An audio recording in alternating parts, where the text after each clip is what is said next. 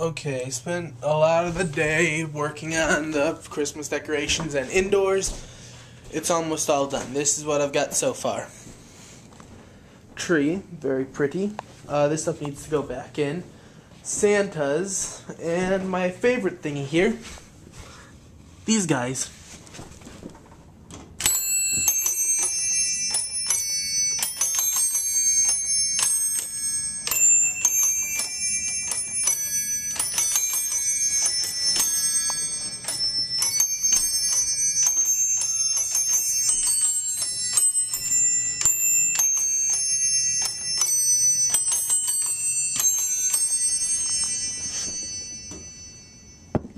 Yeah, it ain't perfect, but it's working on technology that's older than I am, so I'm gonna call that a win.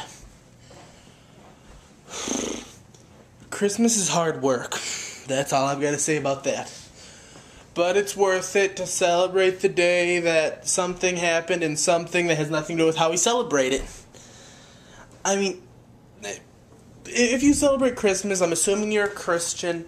Otherwise, you'll celebrate one of the other thingies. You know, Hanukkah, Kwanzaa, I don't know what else there is, to be honest. But those are the big ones, though. So, Christmas specifically is about how Jesus was born, and so a dude comes down our chimneys and gives presents. That makes sense, sure. Well, also, the actual thing comes from this guy, St. Nicholas, as I'm sure many of you know. And one thing that you might not know. This is one story about St. Nicholas that I've heard recently. He got excommunicated because of this huge argument he was having with this member of a branch of the church that was saying that Jesus, God, and the Holy Spirit, Father, Son, and Holy Spirit were the same dude. It was just different versions of him or something, and personally, believe whatever you want. But he got into such a heated argument over it that he was excommunicated for it. He stood outside of the church for 3 days, and eventually they were just like, you know what? Let's let him in. Whatever. He walked in and punched the guy he was arguing with out. We need more saints like that. The kind that beat people up, because that's just an awesome story, I think. Is there anything else? Oh yeah. Also, we celebrate Ruprecht.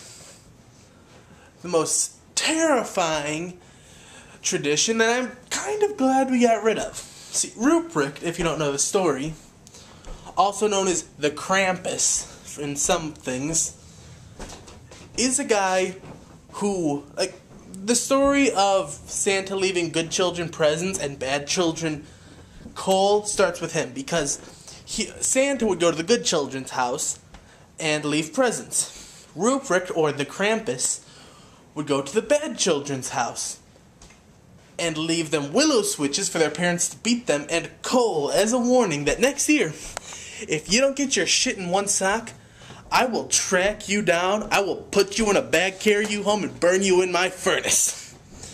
Seems like he wouldn't need to burn children, though, because he seems to have a lot of coal. But yeah, that is the twisted story of Christmas. I know it's a little bit early for that, but I'm in a Christmassy mood because I've gotten all my Christmas decorations out. And,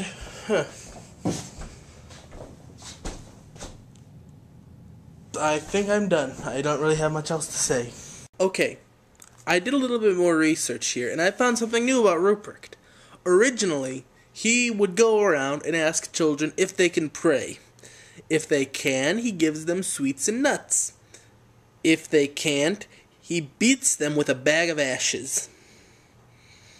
Yeah, this is what we used to teach children, and I miss it. I want to see children terrified of Ruprecht and the Krampus, and I want to see them running scared from Santa Claus for completely different reasons, because he's drunk, he's got bright red cheeks, he's got a beard, he's wearing a huge bright red fur suit covered in ash, and you are letting him in your house because he says he has something for your kids.